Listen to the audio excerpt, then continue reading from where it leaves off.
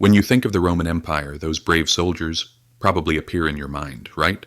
But Rome didn't rise only through courage. It rose through debt. We all imagine Roman legions as heroes marching with honor and discipline. But the shine of those helmets, the sharpness of those swords, the strength of those units, behind all of it was an enormous cost: food, weapons, and pay for thousands of soldiers. Feed for horses, road construction, materials for siege engines. All of it required money, and a lot of it. So how did Rome fund such an impressive war machine? And why does it still matter today? Because when you take a closer look at Rome's war system, you start to notice something. Battles weren't won on the battlefield. They were won at the very heart of the economy.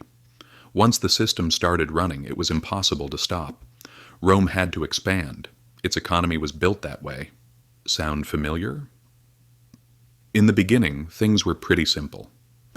In the early Republic, Rome's army was a citizen army. If you owned land, you were called to serve. You brought your own weapons, and when the war ended, you returned to your farm. But as Rome expanded, wars became longer, further away, and more expensive. The old system no longer worked. The "I'll go for a year and come back" mentality collapsed. A professional army became necessary, and that's when the state stepped in.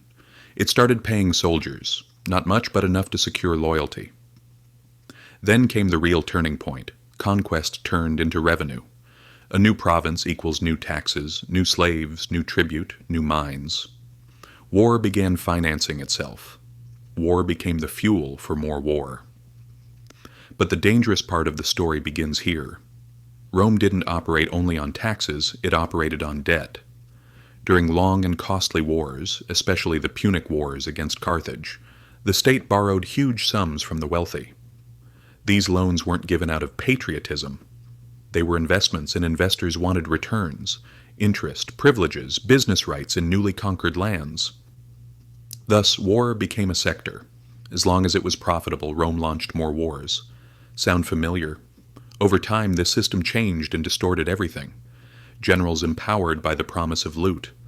Senators profiting from violence. Private companies collecting taxes and making massive gains.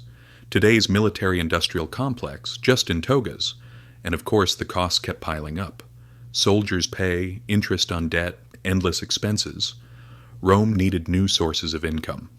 When expansion slowed, rebellions rose, and the treasury emptied. They turned to the oldest trick in the book: debasing the currency. Under Nero, the silver in the denarius began to shrink.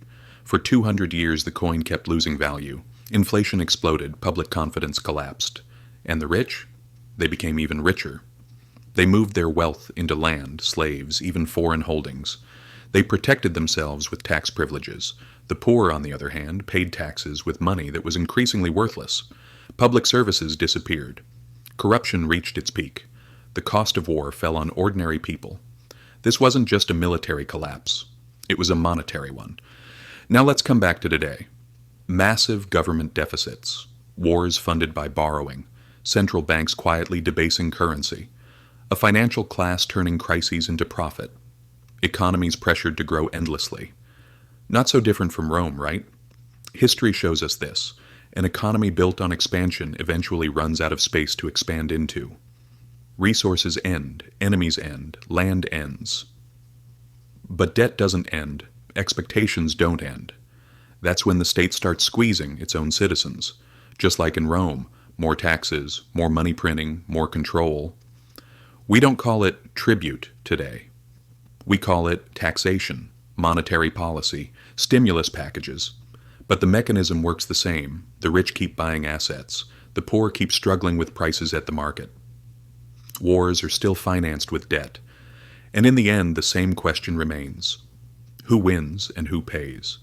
That's why knowing financial history is important, because these aren't just old stories, they're warnings.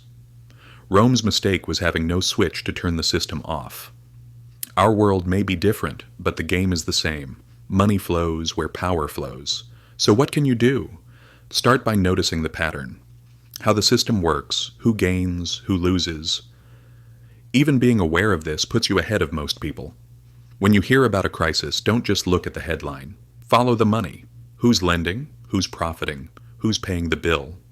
Because empires don't fall when an external enemy breaks through their gates. They fall when their own math stops working. If this gave you a new perspective, stay tuned. History has the answers. We'll find them together.